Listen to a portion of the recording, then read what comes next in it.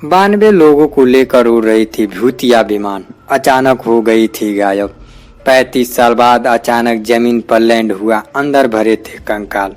नमस्कार दोस्तों, world mystery के यूट्यूब चैनल में आप सभी का स्वागत है। हम आप सभी आसमान में उड़कर एक शहर से दूसरे शहर तक जाते हैं, खासकर टाइम बचाने और यात्रा का आनंद लेने के लिए।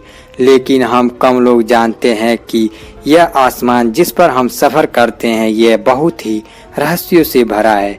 हमें लगता है कि हवाई सफ़र पर हम सबसे सुरक्षित हैं, लेकिन ऐसा नहीं है।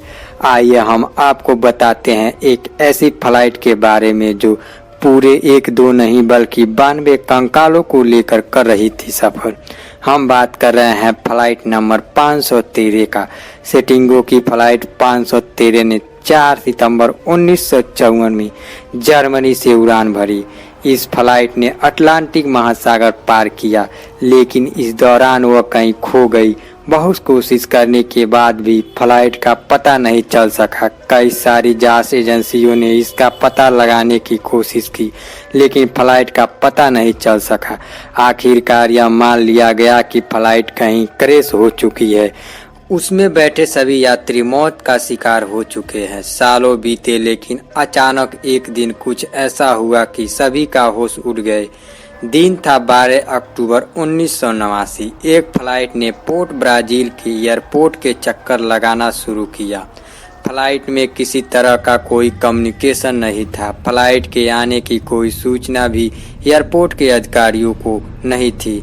लेकिन अचानक इस तरह से आ रही फ्लाइट को लैंड तो करा लिया गया, लेकिन लैंड कराई इस फ्लाइट से जब कोई हलचल नहीं हुई तो एयरपोर्ट के सुरक्षा कर्मियों ने फ्लाइट के गेट खोले।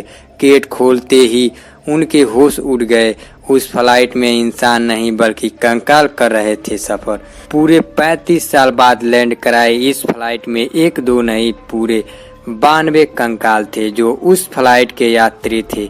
लेकिन इतने सालों में कंकाल में तब्दील हो गए। इन यात्रियों का सीट बेल्ट तक बंधी हुई थी, पायलट के हाथों में कंट्रोल था और इंजन अभी भी काम कर रहा था। एक्सपर्ट के मुताबिक डॉक्टर कैल्सो एटलो की थ्योरी के मुताबिक अभी भी वार्म होल्स हैं और कहीं ना कहीं इन होल्स में यह प्लेन खो गई और इसके बाद इतने सालों बाद लौटा।